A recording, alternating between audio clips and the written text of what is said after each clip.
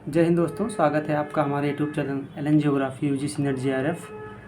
Friends, जैसा कि कल हमने आपसे डिस्कस किया था यूजीसी नेट पेपर फर्स्ट की तैयारी कैसे की जाए, तो उसमें हमने बताया था कि हम आप लोगों के लिए के एक इनिशिएटिव लेकर आ रहे हैं, जिसमें हम लोग जो आपके ज्योग्राफी के 10 यूनिट दिए गए हैं। तो आप सभी जानते हैं कि हर यूनिट से जो है क्वेश्चन समान मात्रा में नहीं आते हैं। किसी यूनिट से कम क्वेश्चन आते हैं तो किसी भी यूनिट से ज़्यादा क्वेश्चन भी आपके एग्ज़ाम में पूछे जा रहे हैं। ठीक है, तो इसमें जो है स्टूडेंट को काफ़ी प्रॉब्लम होती है कि किस यूनिट को हम ज़्यादा इम्पोर्टेंस दें, किस यूनिट को कम इम्पोर्टेंस दें। तो इसी बेस पे हमने क्या एक डिसीज़न लिया और हमने क्या किया कि पिछले 2010 से लेकर जो है 2023 तक अभी तक जितने भी यूजीसी के सेट में ज्योग्राफी का पेपर हुआ है, जितने भी सेट हैं ज्योग्राफी के, उन सारे जो है पेपर को हमने क्या किया, 10 यूनिट को एनालाइज़ किया। ठीक है, और उससे क्या निकला, एक कंक्लूजन निकाला गया कि किस यूनिट से ज़्यादा क्वेश्चन आ रहे हैं। और न केवल हमने यूनिट को ध्यान में रखा, बल्कि किसी भी यूनिट में जो टॉपिक्स दिए गए हैं, जो है यूजीसी के द्वारा जो सिलेबस प्रिस्क्राइब किया गया है, जो दिया गया है, तो किस टॉपिक से ज़्यादा क्वेश्चन आ रहे हैं, किस टॉपिक से कम क्वेश्चन आ रहे हैं, तो उसको हमने अच्छे से एनालाइज़ किया है और उसी के बारे में आज हम लोग बात करने वाले हैं। तो आज हम लोग स्टार्ट करते हैं सबसे पहले जियोमॉर्फोलॉजी के बारे में, कि जियोमॉर्फोलॉजी में 2010 से 2023 तक जो अभी तक क्वेश्चन पूछे गए हैं, तो किस टॉपिक से कितने क्वेश्चन पूछे गए हैं और आपको किस टॉपिक को ज़्यादा इम्पोर्टेंस देना है और किस टॉपिक को आपको कम इम्पोर्टेंस देना है। ठीक है, क्योंकि सिलेबस में जो दिया गया है वो बस ऐसे मेंशन कर दिया गया है कि माउंटेन बिल्डिंग थ्योरी जैसे मेंशन कर दी गई है, या प्लेट टेक्टोनिक थ्योरी।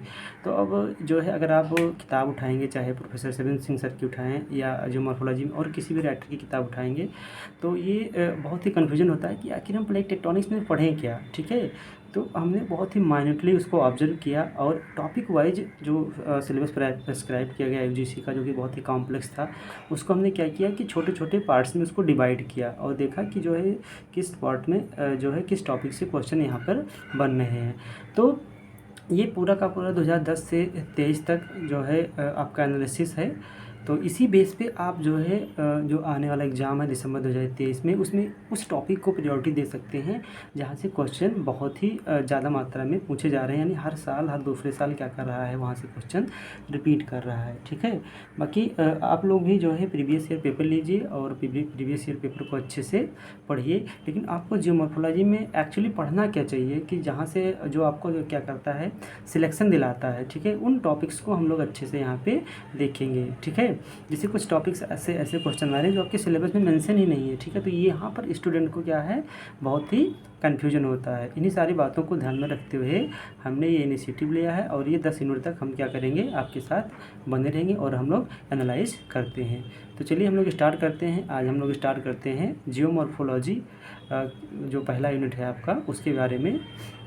ठीक है, तो जियोमॉर्फोलॉजी में जो हम यूजीसी के सिलेबस को ध्यान में नहीं रखेंगे, जो हम यहाँ पर सिलेबस टॉपिक आपको दिए हैं, इसको आपको क्या करना है, ध्यान में रखना है। और जितने भी टॉपिक्स आपको यहाँ पर दिए गए हैं, इसी टॉपिक्स पे किस टॉपिक पे ज़्यादा फोकस करना है, किस टॉपिक पे कम फोकस करना है और किस तरीके का, किस नेचर का क्वेश्चन पूछा गया है एग्जाम में, वो भी हम आज क्या करने वाले हैं, डिस्कस करने वाले हैं। ठीक है, तो जो पहला टॉपिक है जो हमने यहाँ पर लिया है, वो पहला है यूनिफॉर्मिटेरिज्म। यूनिफॉर्मिटेरिज्म मतलब इसको हिंदी में बोलते हैं एक रूपतावाद। जैसे जो मॉर्फोलॉजी में जब आप जो है किसी भी बुक में देखेंगे, तो ये पहला ही टॉपिक होता है एक रूपतावाद। ठीक है, तो एक रूपतावाद से देखा जाए तो यहाँ पर 2010 से 23 के बीच में लगभग 8 बार क्वेश्चन पूछे गए हैं। ठीक है, तो अब इस एक रूपतावाद के बारे में क्वेश्चन कैसा पूछा जा रहा है। एक रूपतावाद के बारे में अभी तक जो ज़्यादा क्वेश्चन पूछा गया है, लगभग 6 से 7 बार, वो यही पूछा गया है कि एक रूपतावाद की संकल्पना किसने दी, या एक रूपतावाद शब्द का प्रतिपादन किसने किया, या जो है यहाँ पर जो है एक रूपतावाद से, इससे जो कोई अगर सोचे कि जो है क्या कहते हैं, असर्शन रीजन का इस तरह का कोई क्वेश्चन दिया गया हो तो यहाँ पर बिल्कुल भी एकरूपतावाद से क्वेश्चन इस तरीके का नहीं दिया गया है। ठीक है, तो बस इस वाले टॉपिक में आपको क्या करना है, ये ध्यान में रखना है कि एकरूपतावाद की संकल्पना किसने दी, वो संकल्पना दी गई तो किस बुक में दी गई। ठीक है, वो बुक कब पब्लिश कब हुई, उसमें जो है कौन कौन से जियोग्राफर का कंट्रीब्यूशन रहा है एकरूपतावाद में। तो अगर आप इतना तैयार कर लेते हैं तो एकरूपतावाद से जो क्वेश्चन का ट्रेंड रहा है उसको देखते हुए अगर आपको 23 या उसके आगे जो भी आप एग्ज़ाम देंगे उसमें पूछता है तो आसानी से उसको हल कर ले जाएंगे। वैसे एकरूपतावाद का टॉपिक बहुत बड़ा है, लेकिन वो सब चीज़ें पढ़ने की ज़रूरत आपको नहीं है। ठीक है, दूसरा जो हमने यहाँ टॉपिक रखा है वो रखा है वेदरिंग एंड इरोजन। ये टॉपिक बहुत ही इंपॉर्टेंट है। यहाँ से देखा गया है कि लगभग हर साल 1-2 क्वेश्चन आपके एग्ज़ाम में पूछ लिए जाते हैं। ठीक है, जैसे यहाँ पर 2010 से 23 के बीच में लगभग 16 बार इस टॉपिक से क्वेश्चन पूछा गया है, जो आपका वेदरिंग एंड इरोजन है। ठीक है, अब बात करते हैं कि इसमें किस टाइप के क्वेश्चन पूछे गए हैं। तो इसमें जो है फैक्चुअल और कंसेप्चुअल दोनों क्वेश्चन पूछेंगे, जैसे वेदरिंग क्या होता है, ठीक है, इरोजन क्या होता है। खासकर इसमें जो है वेदरिंग से ज़्यादा क्वेश्चन पूछे गए हैं कि वेदरिंग के प्रकार कौन से होते हैं, मैकेनिकल वेदरिंग क्या होती है, केमिकल वेदरिंग क्या होता है। ठीक है, कंडीशंस पूछ लिए गए हैं कि जैसे दे दिया गया है क्वेश्चन कि जो आपके इक्वेटोरियल रीजन होते हैं यहाँ जो है जो वेदरिंग होती है वो ज़्यादा एक्टिव होती है, ज़्यादा प्रभावी होती है। क्यों, यहाँ पर रीज़न दिया गया है क्योंकि यहाँ पर टेम्परेचर और ह्यूमिडिटी ऑलरेडी क्या होती है, ज़्यादा होती है। तो यहाँ पर असर्शन भी सही है, रीज़न भी सही है, और रीज़न असर्शन को क्या कर रहा है, रेंटी जो है एक्सप्लेन भी कर रहा है। तो बस वेदरिंग और इरोजन में आपको थोड़ा सा जाके डीप पढ़ना है कि इसके टाइप्स कौन कौन से हैं। मैकेनिकल बात किया हमने, और बात किया आपके केमिकल की। ठीक है, और किस कंडीशन में जो है आपके जो मैकेनिकल वेदरिंग ज़्यादा इफेक्टिव होती है, किस में आपका केमिकल वेदरिंग ज़्यादा इफेक्टिव होता है। ठीक है, बायोलॉजिकल वेदरिंग भी होता है। तो वेदरिंग वाला चैप्टर आपको अच्छे से क्या करना है, फैक्ट के साथ साथ आपका जो तथ्य है उसके साथ साथ कंसेप्ट को भी क्लियर करना है। तीसरा जो हमने टॉपिक बनाया है, जो सब टॉपिक किया है, उसमें है आपका अर्थक्वेक यानी भूकंप। भूकंप से जो जनरली क्वेश्चन पूछे गए हैं ये अब देखा गया है कि 2010 से 23 के बीच में 6 से 7 बार क्वेश्चन पूछे गए हैं। ठीक है, इसमें जो पूछने का तरीका है 2-3 तरह के क्वेश्चन पूछता है। जैसे इसमें अर्थक्वेक से संबंधित एक थियरी है, elastic rebound theory, H F read की। तो ये थियरी पूछी गई है, कई बार पूछी गई है। ठीक है, हमने वहाँ 6 बार उसको मेंशन किया है। या अर्थक्वेक की जहाँ पर ओरिजिन होती है उस पॉइंट को क्या कहते हैं, या अर्थक्वेक की जहाँ पर ओरिजिन होती है ठीक उसके 90 डिग्री पे जो बिंदु होता है उसको क्या बोलते हैं। एपिक सेंटर होता है, हाइपो सेंटर होता है। और साथ ही साथ यहाँ पर आपको अर्थक्वेक में क्या पढ़ना है, अर्थक्वेक जब पढ़ेंगे तो यहाँ पर जो है जो वेव्स होती हैं, ठीक है, जो तरंगे होती हैं, जो प्राइमरी वेव्स होती हैं, सेकेंडरी वेव्स होती हैं, और जो आपके टर्सरी वेव्स होती हैं। ठीक है, प्राइमरी, सेकेंडरी और जो एल वेव होती हैं जिसको बोल सकते हैं पी, एस और एल। तो पी वेव का जो है नेचर क्या है, डिस्ट्रक्टिव कौन सा है, कौन सा ज़्यादा विनाश करता है। एस वेव का नेचर क्या है, एल वेव का नेचर क्या है। इस तरीके का क्वेश्चन पूछा गया है आपके एग्जाम में। तो केवल आपको इन्हीं डायमेंशन को ध्यान में रखने हुए पढ़ना है। ठीक है, अब ये क्वेश्चन आपको यहाँ पर बहुत सारे बच्चे पढ़ने किताब में देखेंगे तो इसके काजेज दिए गए हैं कि कौन कौन से कारण है, अर्थक्वेक के डिस्ट्रीब्यूशन दिया गया पूरे वर्ल्ड में। ये सब पढ़ने की कोई ज़रूरत नहीं है, क्योंकि सबको पता है कि अर्थक्वेक का जो मेन रीज़न है वो प्लेट टेक्टोनिक्स है। ठीक है, और जो प्लेट टेक्टोनिक थ्योरी में ऑलरेडी इसको हम इंक्लूड कर लेते हैं। अब अभी देखा गया रिसेंट में जो 2023 में पेपर हुआ कि अर्थक्वेक में क्वेश्चन थोड़ा सा डिफरेंट पूछ लिया कि अगर कहीं पर आपको अर्थक्वेक पता लगाना है तो कितने पॉइंट की ज़रूरत होती है। अगर आप लोग कहीं भी अगर 6ठी या 7वीं की बेसिक एनसीईआरटी पढ़े होंगे तो उसमें दिया गया है कि जो 3 पॉइंट हैं उनको लेकर हम क्या करते हैं, अर्थक्वेक का पता लगा सकते हैं। ठीक है, तो यहाँ पर आपको इतने डायमेंशन को ध्यान में रखना होता है। अर्थक्वेक का जो सबसे ज़्यादा इंपॉर्टेंस हो गया है अब वो इंडिया के पर्सपेक्टिव से क्वेश्चन पूछने लगा है। इंडिया में जो अर्थक्वेक के जोन है, जो सारी स्टेट को बांटे गए हैं, और जो है यूनियन टेरिटरी को कि कितने जोन्स में बांटा गया है, जो है किस जोन में कौन सा स्टेट रखा गया है किसको। तो यहाँ से क्वेश्चन अब आपके एग्जाम में ज़्यादा पूछा जा रहा है, तो इसको हम इंडिया वाले में देखेंगे। ठीक है, अर्थक्वेक पे बहुत ज़्यादा आपको ध्यान देने की ज़रूरत नहीं है। बस आपको वेव्स के बारे में अच्छे से पता होना चाहिए, उसका मैकेनिक्स भी पता होना चाहिए कि कैसे ट्रेवल करती हैं, ये लॉन्गिट्यूडनल है, लैटिट्यूडनल यानी अनुदैर्घ्य ग्रह हैं या अनुप्रस्थ हैं। ठीक है, ये ध्यान में आपको रखना है। अगला जो टॉपिक हमने लिया है वो लिया है वॉल्केनो, ज्वालामुखी। ज्वालामुखी में आपको क्या ध्यान रखना है, इसमें भी जो है आपको ये नहीं पढ़ना है कि इसका डिस्ट्रीब्यूशन वर्ल्ड लेवल पर। ज्वालामुखी के कुछ टाइप्स होते हैं। ठीक है, तो वो उसको क्लासिफिकेशन किसने किया, ज्वालामुखी का जो टाइप्स होता है। ठीक है, और साथ ही साथ इसमें आपको देखना है कि जो आप पढ़ेंगे कि जो वॉल्केनिक्स के जो दो टाइप्स बताए गए हैं, उन दोनों टाइप्स का जो बेस लिया गया है वो किस बेस, कौन सा बेस लिया गया है। आपको जो है जो टाइप्स में बताया जा रहा है कि कौन सा पीलियन ज्वालामुखी की विशेषता क्या होती है, हवाईयन ज्वालामुखी की विशेषता क्या होती है। यानी जो टाइप्स बताया गया है उस टाइप्स को आपको क्या करना है, ध्यान में रखना है सारे ज्वालामुखी की विशेषता की। यहाँ से क्वेश्चन आपके एग्जाम में पुटअप किया गया है। ठीक है, तो ये डायमेंशन आप वॉल्केनो से देख सकते हैं। अगला जो है टॉपिक बहुत ही इंपॉर्टेंट टॉपिक है, डेविस। डेविस में दो तरीके के दो टॉपिक्स है, एक है डेविस का लैंडस्फॉर्म डेवलपमेंट थ्योरी और दूसरा है स्लोप डेवलपमेंट थ्योरी। अब ये बहुत ही इंपॉर्टेंट है, इसमें डेविस के पूरे कंसेप्ट को आपको पता होना चाहिए। ठीक है, कि डेविस ने कौन कौन सी स्टेजेस बताई, किस स्टेज में किस प्रकार के लैंडफॉर्म बनते हैं, डेविस के जो स्लोप थ्योरी है इस थ्योरी का नाम क्या है। ठीक है, जैसे इनका थ्योरी का नाम है ढाल पतन सिद्धांत, स्लोप जो है डिक्लाइन थ्योरी इसको बोलते हैं, इनके स्लोप थ्योरी को। जबकि पेंक में जब आते हैं तो पेंक के जो स्लोप थ्योरी है उसको जो है रिप्लेसमेंट यानी स्लोप रिप्लेसमेंट थ्योरी के नाम से जानते हैं। यानी इसका इन डेविस के थ्योरी का जो स्लोप वाला है उसका अलग नाम है और पेंक के अलग नाम है। तो डेविस में आपको क्या ध्यान रखना है कि इन्होंने अपना जो है थ्योरी किस बुक में दिया और कहाँ पर इन्होंने अपना रिसर्च किया। मोंटाना स्टेट है जो आपका यूएसए में, और जो इन्होंने 3 स्टेज बताई थी। ठीक है, और जो बताया था कि जो लैंडस्फॉर्म होता है वो टाइम, स्ट्रक्चर एवं जो है मैंने बताया था जो है जो टाइम होता है, जो स्ट्रक्चर होता है, जो स्टेज होता है। ठीक है, इसी का क्या होता है, अवस्था का प्रतिफल होता है आपका लैंडफॉर्म। तो ये तीनों आपको स्टेजेस को याद रखना है। इन्होंने बताया कि जो ये 3 स्टेज बताई कि यूथ स्टेज, मैच्योर स्टेज और ओल्ड स्टेज। अलग अलग इन्होंने नाम बताया कि यूथ स्टेज में क्या बनेगा, आपका वी आकार की वैली बनेगी। मैच्योर स्टेज में क्या बना, और आपका जो है जब आपका ओल्ड स्टेज आता है तो उसमें क्या बनता है। ठीक है, कुछ इन्होंने जो है मोनाडनाक की बात की, जो लास्ट में कुछ रिमेन अवशेष रह जाते हैं पहाड़ियाँ। तो ये जो टर्म है यहाँ पर, इस टर्म को ध्यान में रखना है और इस कंसेप्ट को आपको ध्यान में रखना है। बस इतना ही आपको डेविस में पढ़ने की ज़रूरत है। अगर हम पेंक में बात करें तो स्लोप में मैंने बात किया कि स्लोप में जनरली जो पूछा गया है वो कि पूछा गया है इनके स्लोप का नाम क्या है। ठीक है, और पेंक का भी क्या है, एक लैंडफॉर्म मॉडल है। तो पेंक के लैंडफॉर्म मॉडल में थोड़ा सा ये कॉम्प्लेक्स है क्योंकि ये जर्मन भाषा में लिखा, जर्मन लेखक हैं आपके जो मॉर्फोलॉजिस्ट हैं, तो इनको ट्रांसलेट किया गया हिंदी में, तो इसलिए काफ़ी जटिलताएं लोगों को महसूस हुई। इसमें जो इनके पेंक की स्टेजेज हैं, ठीक है, जो कुछ जर्मन भाषा में हैं। ठीक है, जैसे कि बात किया जाए तो एक है इनका अफस्तिजिंडे इटविक्लुंग, अबस्तिजिंडे इटविक्लुंग, और आपका है गलीक फार्मिंग इटविक्लुंग। तो अब अफस्तिजिंडे में क्या होता है, ठीक है, अबस्तिजिंडे में क्या होता है, और इनका जो है जैसे डेविस ने प्रयोग किया था आपका जो है मोनार्डनाक का प्रयोग किया था। इन्होंने जो पहाड़ियाँ रिमेन रह जाती हैं उसको इन्होंने इंसलबर्ग बोला था। साथ ही साथ में कुछ और टर्मिनोलॉजी का उन्होंने प्रयोग किया, जैसे जो इंड्रब जो लास्ट में जो मैदान बनता है उसको इन्होंने जो है इंड्रब बोला।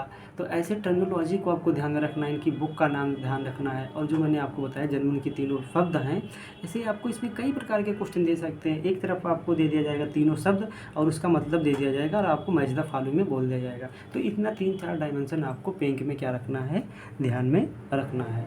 अगले पॉइंट की बात की जाए तो हम बात करेंगे फोल्ड की। फोल्ड आप छोड़ भी सकते हैं, बस फोल्ड में याद रखिए कि जो है फोल्ड के टाइप्स याद रख सकते हैं और बाकी इसमें पढ़ने की ज़रूरत आपको नहीं है। फाल्ट वेरी इंपॉर्टेंट टॉपिक है। फाल्ट से भी लगभग 13 से 14 क्वेश्चन अभी तक पूछे गए हैं 2010 से 23 तक। जो फाल्ट से जो क्वेश्चन पूछे जाते हैं वो पूछने का नेचर इसका है कि फाल्ट के कुछ टाइप्स होते हैं। ठीक है, नॉर्मल फाल्ट्स होता है, ठीक है, और एक जो सामान्य भ्रंश होता है, रिवर्सल फॉल्ट होता है, स्टेज फॉल्ट होता है, यानी जो फॉल्ट के टाइप्स हैं। ठीक है, तो फॉल्ट के में टाइप्स आपको हमेशा क्या करना है, याद रखना है। वो आपका मौजूदा फॉलोइंग में हमेशा पूछा जाएगा। दूसरा क्या रखना है यार, फॉल्ट में फॉल्ट के द्वारा कौन कौन से जो है लैंडफॉर्म डेवलप होते हैं। जैसे आपको दे दिया जाएगा कि आप बताइए ब्लॉक माउंटेन है वो फॉल्ट से डेवलप होगा कि फोल्ड से डेवलप होगा, या आपको दे दिया गया रिफ्ट वैली, ग्रावेन। ठीक है, इस तरीके का क्वेश्चन दिया जाता है। फॉल्ट का ये बहुत जो यूजीसी का जो अभी तक का सबसे फेवरेट क्वेश्चन रहा है वो टाइप्स रहा है। और एक देता है क्वेश्चन कि जो सैन एंड्रियास फॉल्ट है वो किस प्रकार की फॉल्ट का एग्जाम्पल्स है। ठीक है, तो आप इस तरह के क्वेश्चन यहाँ पर देख सकते हैं और इतनी डायमेंशन को आपको तैयार करना है।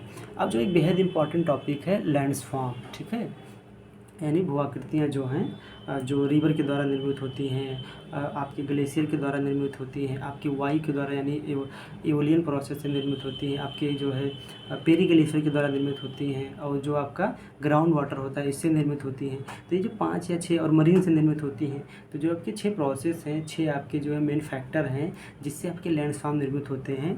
तो यहाँ से भी क्वेश्चन आपके एग्जाम में पूछा गया है। आप देखिए कि अभी तक सबसे ज़्यादा क्वेश्चन जो पूछा गया है वो लैंडफॉर्म से पूछा गया है, लेकिन बीच में 2022 में क्या किया गया कि फर्स्ट और सेकंड मीटिंग के पेपर को देखा गया। तो फर्स्ट में कोई लैंडफॉर्म पूछा गया, ना तो सेकंड में पूछा गया, ठीक है। तो बीच में 1-2 पेपर में क्या किया गया, लैंडफॉर्म को स्किप कर दिया गया यूजीसी के द्वारा। लेकिन अभी जो 2023 में जो लास्ट पेपर हुआ जून में, उसमें लैंडफॉर्म कम से कम 3 या 4 लैंडफॉर्म पूछे गए। लैंडफॉर्म आपको अच्छे से तैयार रखना है कि कौन सा इरोजनल है और कौन सा क्या है डिपोजिशनल है। आप एक साथ वो मैच द फॉलोइंग में भी दे सकता है, या वो आपको ऐसे लैंडफॉर्म दे देगा 4 लैंडफॉर्म पूछेगा कि इसमें से कौन सा ओरिजिनल लैंडफॉर्म है। 4 ऑप्शन आपको दे दिया जाएगा कि आपको बताइए कि कौन से विकल्प में सारे के सारे लैंडफॉर्म क्या हैं, ओरिजिनल हैं, या सारे के सारे क्या हैं डिपोजिशनल है, यानी अपर्दनात्मक हैं या निक्षेपणात्मक हैं। तो लैंडफॉर्म आपको हमेशा पढ़ के जाना है, वो पूछे या ना पूछे, क्योंकि यूजीसी जब भी लैंडफॉर्म को पूछा है तो कम से कम 3 क्वेश्चन या 4 क्वेश्चन ही वो डायरेक्ट लैंडफॉर्म से पूछता है। तो इसलिए हमेशा लैंडफॉर्म आपको क्या करना है, तैयार रखना है। अगला जो एक इम्पॉर्टेंट टॉपिक है वो है आपका प्लेट टेक्टोनिक्स। ये पूरे आपके जियोमॉर्फोलॉजी का कह सकते हैं कि हार्ट है, तो इसको आपको अच्छे से पढ़ना है। प्लेट टेक्टोनिक्स में क्या पढ़ना है, हैरी-हर्ट्ज की थ्योरी को आपको याद रखना है। प्लेट टेक्टोनिक्स में आपको प्लेटों के प्लेट बाउंड्री होती हैं, यानी प्लेटों के मार्जिन जो किनारे होते हैं, ठीक है, अपसारी, ठीक है, और जो साइड से निकल जाती हैं, ये तीनों किनारे हैं, इनको याद रखने हैं। प्लेटों को जो है मूवमेंट कौन कराता है, इनके लिए फोर्सेस कहाँ से मिलते हैं, ये ध्यान में रखना है आपको।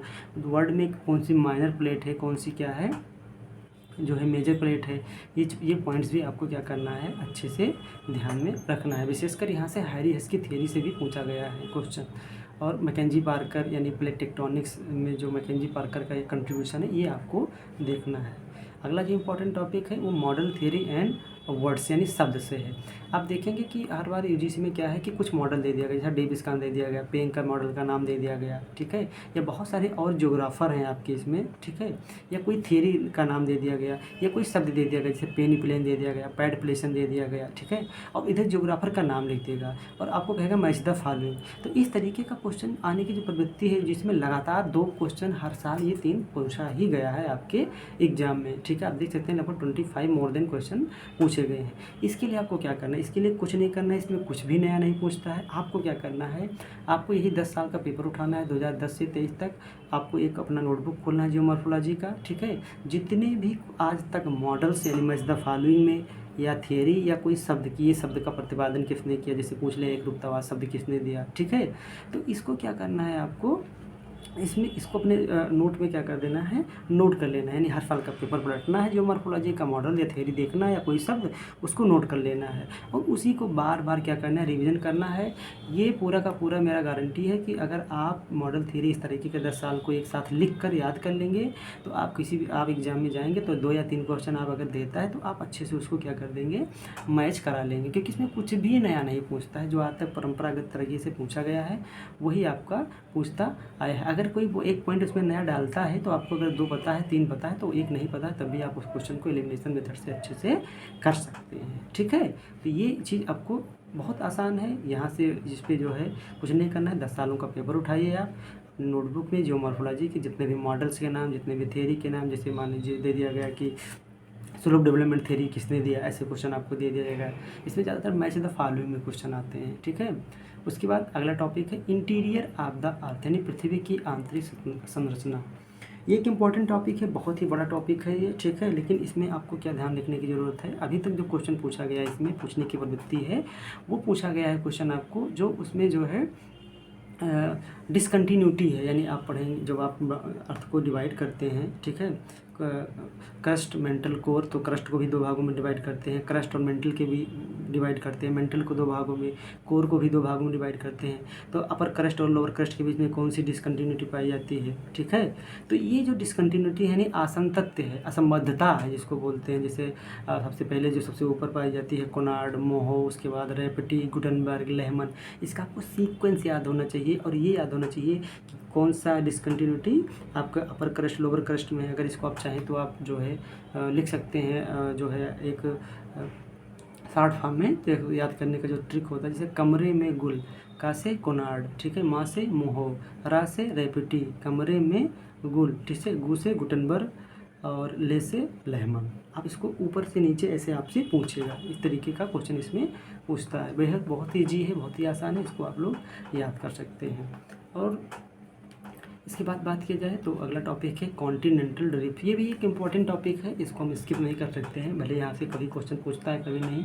लेकिन ये भी जो है क्या है कि ये जो कॉन्टिनेंटल ड्रिफ्ट है, खासकर जो है वेगनर की जो थियरी है, वेगनर की थियरी को आपको पढ़ना है कि वेगनर ने जो है जो बताया पेंजिया, पैंथोलासा, ठीक है, और अंगारा लैंड में उसने अंगारा लैंड में किस भूभाग को उन्होंने शामिल किया, या गोंडवाना लैंड में उन्होंने किस भूभाग को शामिल किया, इसको आपको ध्यान में रखना है। साथ ही साथ जो उन्होंने अपनी थियरी में बताया कि जो मूवमेंट हो रहा था आपके जो है पेंजिया का, ठीक है, जो टूट गया तो जो प्लेटें बनी, प्लेट तो हम यहाँ पर पहले नहीं कहते थे क्योंकि प्लेट टेक्टोनिक थ्योरी बहुत बाद में आई।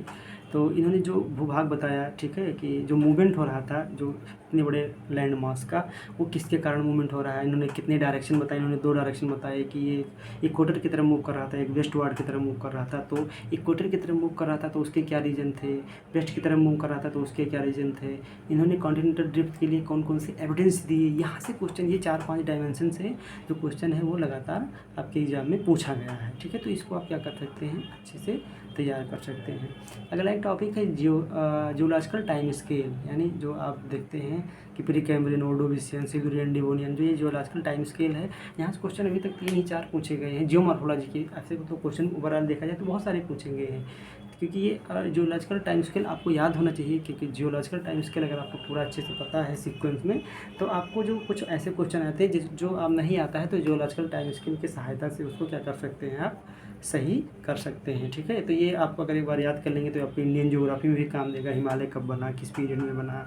जब आप उष्णोग्राफी पढ़ेंगे, आप क्लाइमेटोलॉजी पढ़ेंगे, तो आपको इसकी काफ़ी क्या पड़ेगी, ज़रूरत पड़ेगी, ठीक है। अगला टॉपिक है माउंटेन बिल्डिंग थियरी, यानी जो आपका पर्वत है, पर्वत के निर्माण से संबंधित सिद्धांत। यहाँ पर 7 से 8 क्वेश्चन पूछे गए हैं, ठीक है। ये इसमें आपको क्या तैयार करना है, माउंटेन बिल्डिंग थियरी में आपको सभी ज्योग्राफर को तैयार करना है कि किस किस ज्योग्राफर ने कौन सी थियरी दी। जैसे मैं नाम अगर आप, और जो इसमें डिटेलिंग पढ़नी है आपको, तो इसमें पढ़ना है आपका कोबर की थियरी, ठीक है। कोबर का भूसन्नति सिद्धांत, यानी जो सिंक्लाइन थियरी ऑफ कोबर, ठीक है।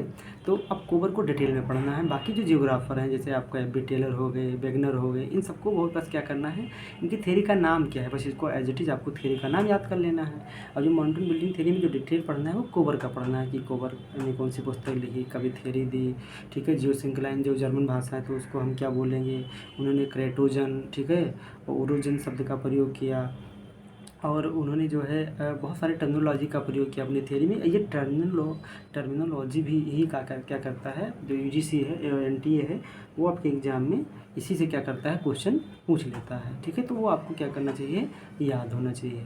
एक टॉपिक है आपका रॉक्स, जो चट्टान से बहुत ज़्यादा क्वेश्चन नहीं आए हैं, लेकिन आपको एक हल्का व्यू होना चाहिए कि जो रॉक्स है, ठीक है, चाहे वो बात किया जाए इग्नेस रॉक की या सेडिमेंट्री की या मार्फोमेट्रिक रॉक्स की।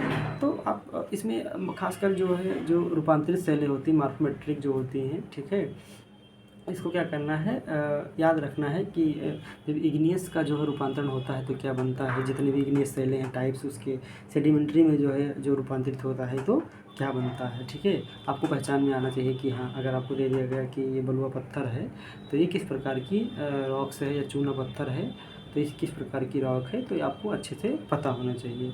और एक आपका जो बेहद ही इंपॉर्टेंट टॉपिक है वो है बुक्स, यानी जो जियोमॉर्फोलॉजी से रिलेटेड जो ज्योग्राफर हैं, जैसे हम डेविस का नाम लेंगे, पेंग का नाम ले लिए, हमने जो है हालिमडाना का नाम ले लिया, हमने जो है भूसन्नति में कोबर का नाम ले लिया, वेगनर का नाम ले लिया, ठीक है।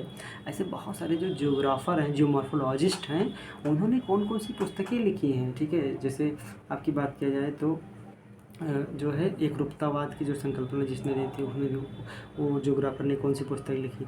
तो अब जितनी भी पुस्तकें लिखी गई हैं, यहाँ से भी आपके एग्जाम में क्वेश्चन पूछा गया है।